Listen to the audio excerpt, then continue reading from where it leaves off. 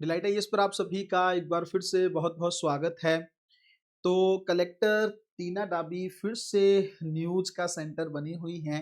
हालाँकि 2015 के बाद से जब से यह यूपीएससी की टॉपर बनी, तब से लगातार सुर्खियों के अंदर रहती।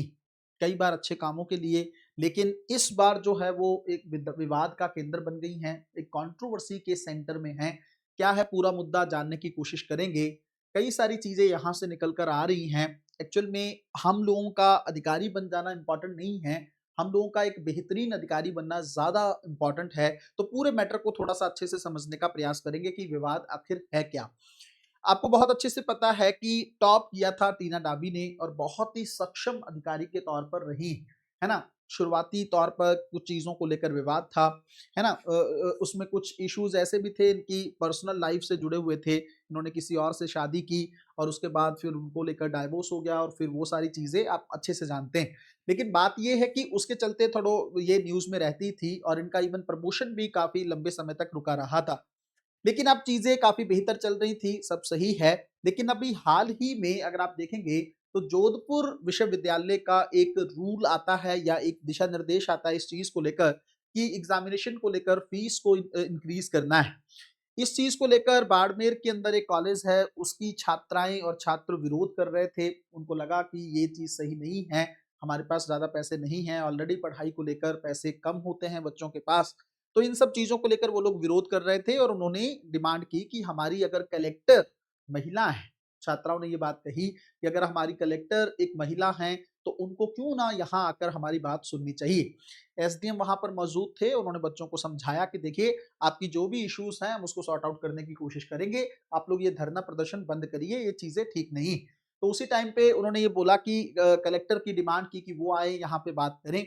तो फिर आगे से उन्होंने भी ये समझाया कि देखो वो एक अधिकारी हैं, उनके कुछ प्रोटोकॉल होते हैं, आप उनके बारे में ऐसा कुछ मत बोलिए। वो आपके लिए कहीं न कहीं पे एक आइडल के तौर पर है ना? उन्होंने कहा कि वो तो आपके लिए एक रोल मॉडल के तौर पे हैं और आप उनको ऐसे गलत बोल रही हैं बच्चों को, इस तरीके से प्रशासनिक अधिकारियों ने कहा। तो आगे से छात्राओं ने ये बात कही कि वो हमारे लिए रोल मॉडल कैसे हो गईं? अगर वो रोल मॉडल हैं, तो वो यहाँ आकर हमारी बात सुन सकती हैं। वो कुछ इस तरह के एग्ज़ाम्पल सेट कर सकती हैं कि उन्होंने ग्राउंड पे कुछ काम किया है। तो वो तो रील स्टार के तौर पर हमें लगती हैं। इस तरह की बातें छात्राओं ने बोली और छात्राओं ने ये भी कहा कि हमारे जो रोल मॉडल हैं, वो रानी लक्ष्मीबाई, है ना? इस तरह के कैरेक्टर हमारे लिए ज़्यादा इम्पोर्टेंट हैं, जिन्होंने इतिहास में, देश के इतिहास में बहुत कुछ किया है देश के लिए। आप तुरंत किसी को हमारा रोल मॉडल नहीं बना सकते। इस चीज़ को लेकर थोड़ा प्रशासनिक अधिकारी भी चिढ़ गए कि आप ऐसे कैसे कलेक्टर के बारे में बोल सकती हैं। और ये सुनने में आया कि जब धीरे कुछ मैटर थोड़ा शांत हुआ, तो अधिकारियों की तरफ से कुछ छात्रों को जबरन जो है उठाया गया और उनको थाने लेके गए और वहाँ पे थोड़ा-सा कुछ चीज़ें हुई जिसको लेकर छात्र खुश नहीं थे। हालाँकि छात्रों ने बाद में कहा कि प्रशासनिक अधिकारियों से हमने अपना कारण पूछा कि हमें क्यों गिरफ्तार किया गया है या क्यों थाने लाया गया है, तो उन्होंने कहा था कि ऐसे ही लेके आए हैं आपको ताकि प्रोटेस्ट वहाँ पे ना हो। और इवन जब टीना डाबी से पूछा गया तो इन्होंने इस बात को लेकर कहा कि देखो मुझे किसी चीज़ को लेकर कोई आपत्ति नहीं है और एक इश्यू क्रिएट हो गया था वहाँ पे, इसलिए किसी वजह से छात्रों को लाया गया था ताकि प्रोटेस्ट को आगे बढ़ने से रोका जा सके। अब बात ये है बच्चों कि ध्यान से समझने की कोशिश करनी है कि चलो उन्होंने कहा कि ये रील स्टार है ना? रील्स वगैरह में ज़्यादा फेमस रहती हैं, उन्होंने ये बात कही। हालाँकि अब छात्र हैं, उनको ये बात नहीं कहनी चाहिए किसी के बारे में, लेकिन बात ये है कि उन्होंने चलो कह भी दिया, है ना? उनका पॉइंट ये था कि अभी हालाँकि टीना डाबी सर्विस में हैं, काम कर रही हैं, उनकी अपनी एक गरिमा है, तो वो बात तो समझ में आती है। लेकिन कोई इतना बड़ा कोई आक्षेप उन पे नहीं लगाया गया था, कोई पर्सनल चीज़ों को लेकर कुछ ख़ास नहीं बोला गया था। तो इतना तो थोड़ा सहन करने की चीज़ें हमें अपने अंदर रखनी होंगी। अगर हम पावर का मिसयूज़ करेंगे तो वो भी तो सही बात नहीं है। आपको समझना है कि वो छात्र परेशान हैं, वो प्रोटेस्ट कर रहे हैं, इवन उनको बोलने का भी अधिकार है। तो उन्होंने चीज़ें कह दी, वो भी तब कही जब आपके अधिकारी ये कह रहे थे कि आप उनके लिए रोल मॉडल हो। अपनी तरफ से किसी को रोल मॉडल कह के थोपना ये भी बात सही नहीं है। जैसे आपको भी पता है कि अगर मान लीजिए हम किसी को आइडल मानते हैं तो हमारा दिल मानता है तभी मानते हैं ना। अगर हमें कोई कहे कि नहीं ये आपके लिए रोल मॉडल होना ही चाहिए या ये आपके लिए रोल मॉडल है, तब तो हो सकता है किसी को भी अच्छा ना लगे। अगर उनमें से किसी छात्र के लिए टीना डाबी रोल मॉडल रही भी हो या वो रखती भी हो उनको रोल मॉडल के तौर पर, तो बुरी बात थोड़ी ना है। वो उनका अपना पर्सनल डिसीजन है। प्रशासनिक अधिकारियों को इस तरह की बातें करना ये भी सही बात नहीं है। दूसरा फिर टीना डाबी ने अगर मान लीजिए इस केस में कुछ किया है और उनको कहा कि छात्रों को लेके आओ, तो ये पावर का थोड़ा-सा मिसयूज़ है। मुझे लगता है ऐसा नहीं करना चाहिए। आप कहेंगे सर आप इस बात को ऐसे क्यों कह रहे हैं? उसका एक रीज़न है। रीज़न ये है बच्चों कि जैसे भारत का सर्वोच्च न्यायालय है, भारत की विधायिका है, उसी तरीके से भारत की कार्यपालिका को भी दिल बड़ा रखना होगा। छोटी-छोटी चीज़ों को लेकर अगर हम लोग हाइपर हो जाएँगे, तो फिर उनमें और हम में फ़र्क क्या रहेगा?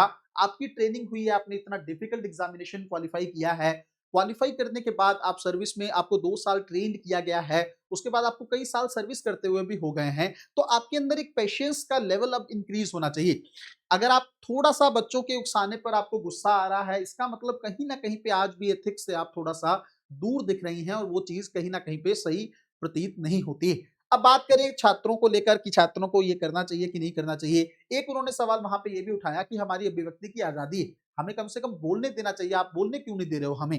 तो ये देखो एक बात और भी है, थोड़ा समझने की कोशिश करनी है कि बोलने की आज़ादी का मतलब ये नहीं है कि आप कुछ भी बोलो। भारतीय संविधान भी इस बात को कहता है कि कुछ भी नहीं बोल सकते। बोलने का मतलब है कि आपके शब्द गरिमापूर्ण होने चाहिए, आपके शब्द किसी की गरिमा का उल्लंघन नहीं करने चाहिए, आपकी आपके शब्दों से किसी की अवमानना नहीं होनी चाहिए, इस तरह की चीज़ें नहीं होनी चाहिए कि उसको बुरा लगे। आपको जनरल बात करनी थी लेकिन उसकी पहल की शुरुआत कहीं न कहीं पे वहाँ एसडीएम ने या उन लोगों ने की थी।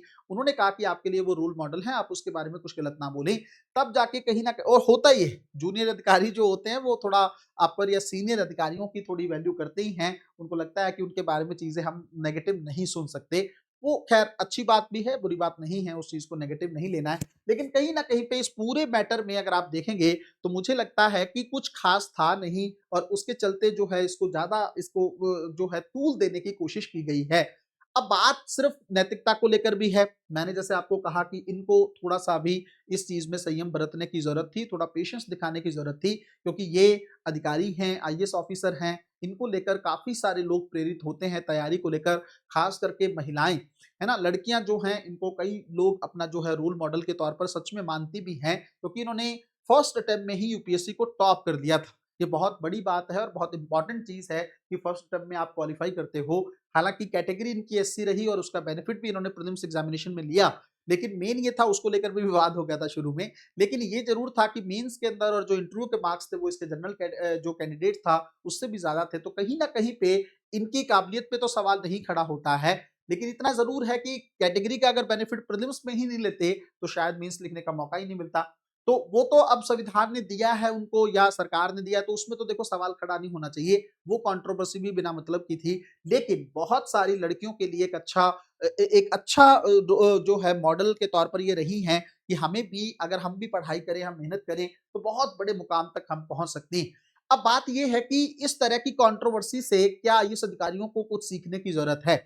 मुझे ऐसा लगता है जैसे मैंने आपको कुछ दिन पहले एक बात डिस्कस की कि बहुत सारे अधिकारी रिज़ाइन कर रहे हैं, छोड़ रहे हैं। देखो ये छोटी-मोटी कंट्रोवर्सी को लेकर चीज़ों को नहीं सोचना चाहिए। कोशिश ये होनी चाहिए कि आप जो करना चाहते हैं वो बात आप डिलीवर कर सकें।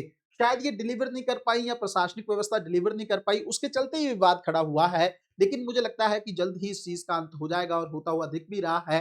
आने वाले टाइम में इनको थोड़ा-सा इस तरह की सुर्खियों से बचना चाहिए। मेहनत से दिल लगा के काम करने की ज़रूरत है, वरना कहीं न कहीं पे अगर आप इसी तरह की चीज़ों पर ज़्यादा सुर्खियों में रहेंगी, तो बहुत अच्छे से काम आप नहीं कर पाएँगी। मिलते हैं अगली वीडियो में, तब तक अपना ध्यान रखें, अपनी पढ़ाई को बहुत अच्छे तरीके से करते रहें। बहुत-बहुत धन्यवाद।